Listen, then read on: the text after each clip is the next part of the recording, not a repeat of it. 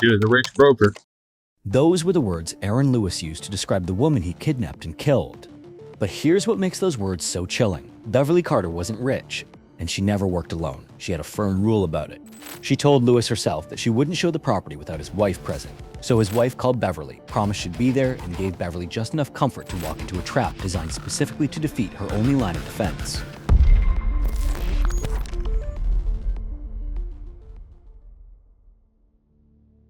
Beverly Carter became a mother at 16. Her husband Carl was 19. They were kids raising a kid, and they figured it out together. Over the next 3 decades, they built a life in North Little Rock, Arkansas. 3 sons, a home, a marriage that would last nearly 35 years. Their eldest, Carl Jr., says they practically grew up alongside each other. Beverly was the kind of mother who could wrangle 3 boys into shape while still being the warmest person in the room. Then, in 2003, the middle son, Chris, was killed in an automobile accident. The loss nearly destroyed Beverly. She needed something to pour herself into, something that would give her a reason to keep moving. She had always loved homes, the design, the potential, the way a house could change someone's life. So she got her real estate license and threw herself into the work. And she was extraordinary at it. At Cry Like a Realtors, Beverly became one of the top agents in the state, once selling $12 million in property in a single year. She won the Diamond Award multiple times. She earned her educator's license so she could teach other agents. Her colleagues didn't just respect her, they adored her.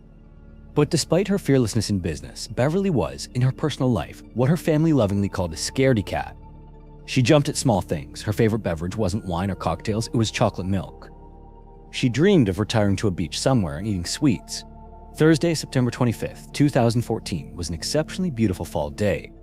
Beverly had won $50 in an office competition that afternoon. Around 4:30, she said goodbye to her best friend at the office. They made plans for the weekend, but didn't hug. But we didn't give each other a hug. And if I'd known it was the last time. Beverly called her husband, Carl, to tell him she had one last showing at 6 o'clock. A couple relocating to the area wanted to see a property on Old River Drive in Scott. She'd pick up dinner on the way home. It was the last time her family would hear her voice as a free woman. Beverly had a rule. She never showed property alone. When the man who called himself Stephen Adams first contacted her about the house on Old River Drive, Beverly told him directly she wouldn't be there without another person present. So his wife called.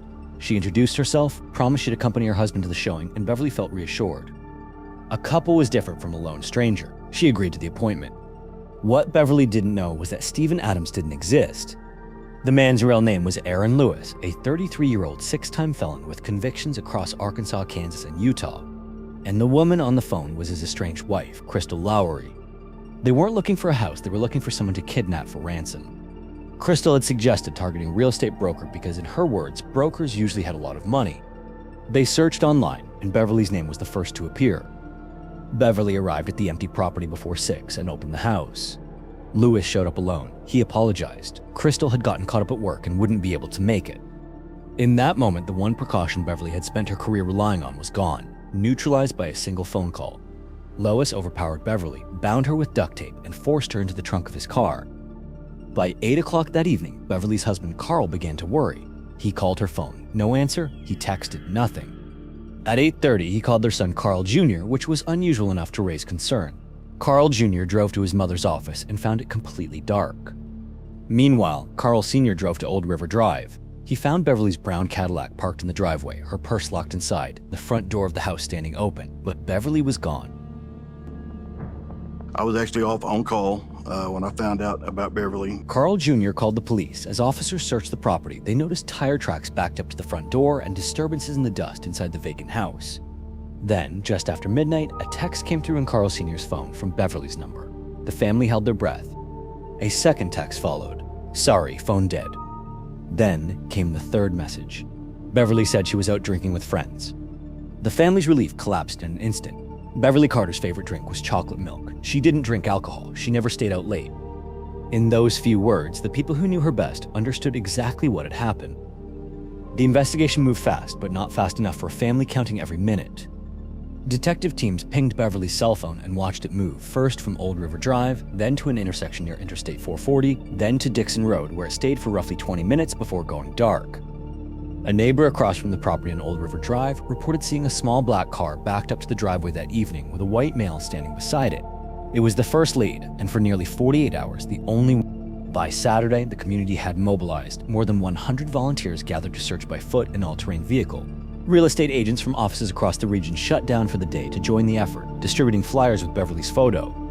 Beverly had touched so many lives in her career that the search felt less like a police operation and more like a small town refusing to give up on one of its own. Meanwhile, investigators found something critical inside Beverly's car, the notebook she always kept. In it, she had written the appointment details, including a phone number. The number traced back to a text messaging app, and a search warrant revealed the real number behind it, Crystal Lowry. Crystal Lowry's husband was Aaron Lewis. When detectives pulled Lewis's record, the pieces began to fall into place. 6-time felon, physical description matching the white male the neighbor had seen. Police sent surveillance units to the couple's home in Sherwood. When Lewis walked outside and spotted the officers, he ran. A high-speed chase ended with Lewis crashing his vehicle, sustaining a broken nose and a gash to his head. He was taken to the hospital, and during a CT scan, he slipped out and disappeared again. A bolo went out across the state with Lewis's bloodied photo from the crash. 911. Hey, they're looking for a guy here that was involved in the realtor being kidnapped. And this guy looks like him. And he is nervous, and he's out here at the bus stop. Okay, but don't tip him off or anything. We'll get someone out there. 2 days later, a citizen called 911 from a bus stop reporting a nervous man who matched the description. Officers arrived. Lewis bolted on foot into an apartment complex and jumped from the second floor, landing directly at the feet of an officer standing below. 4 days after Beverly's disappearance, Aaron Lewis was in custody, but he wasn't talking. During more than 12 hours of interrogation, the detective described Lewis as a narcissist who treated the interview like a game. He admitted to kidnapping Beverly, but refused to say where she was. At one point, he played an audio recording from his phone. Carl, it's Beverly. I just want to let you know I'm okay. I think they hurt. Just do what he says, and please don't call the police. If you call the police, it could be bad. Just let you know I love you very much. Beverly's voice, eerily calm, telling her husband she was okay and pleading with him not to call the police. How long can a person survive without food and water? He was trying to shift blame. If police didn't find her in time, he wanted it to be their fault, not his. For 12 hours, Aaron Lewis had controlled the conversation. He deflected, lied, and treated every question like a chess move. The detectives had gotten nothing concrete about Beverly's location. Then one investigator did something simple. He pulled Lewis's phone records and noticed calls placing him at a location in Cabo, a concrete manufacturing facility called Argos. Lewis had been fired from there months earlier. The detective walked back into the interrogation room and almost casually asked Lewis why he would visit a place that had let him go. "You take Beverly to Argos?" It was the only moment in 12 hours that Aaron Lewis reacted. His composure cracked. The detective knew instantly. A search team was deployed to Argos Concrete Company that evening. As a female detective walked through a wooded area behind the plant, she noticed a patch of freshly disturbed earth. She stepped closer and tripped. When she looked down, she saw what had caught her foot, Beverly Carter's elbow protruding from the shallow grave. When the team uncovered Beverly's body, they found green duct tape wrapped entirely around her head, covering her eyes, nose, and mouth. Her hands were bound behind her back. She had suffocated. The burial site was a concrete runoff area. At 4 o'clock in the morning, Beverly's real estate colleagues arrived at Carl Jr.'s doorstep. He saw their faces and felt a wave of relief. They must have found her. He asked where she was. And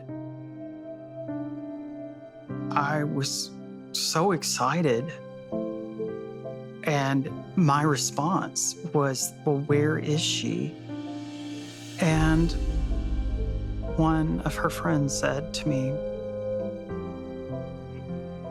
"Oh, sweetie, your mom wasn't found alive." Crystal Lowry was arrested days later and eventually pleaded guilty to first-degree murder and kidnapping in exchange for a 30-year prison sentence and her testimony against Lewis. She confirmed what investigators had suspected. The kidnapping was her idea. She had told Lewis to target a real estate broker. She had made the phone call that defeated Beverly's safety rule. And when the ransom plan fell apart because Lewis forgot to take Beverly's purse from her car and police were already at the scene when he went back for it, Crystal told her husband there was no choice. He had to kill her. Carl Jr. sat in the courtroom, sometimes within arm's length of the man who killed his mother, fighting the urge to ask him why. The sharp, tearing sound filled the courtroom. She looked at the jury and said, "That's the last sound Beverly Carter ever heard." The jury deliberated for approximately 1 hour. The verdict was unanimous, guilty of capital murder and kidnapping. Aaron Lewis was sentenced to 2 consecutive life terms without the possibility of parole. When the verdict came in, Carl Jr. said it felt like 1,000 pounds lifted from his chest. It wasn't happiness, it was relief. In January 2017, Carl Carter Jr. announced the creation of the Beverly Carter Foundation, a nonprofit dedicated to ensuring that every real estate agent in America goes home safe at the end of every day. He had no background in real estate. His career was in health insurance. But he and his wife, Kim, and his brother, Chad, all got their real estate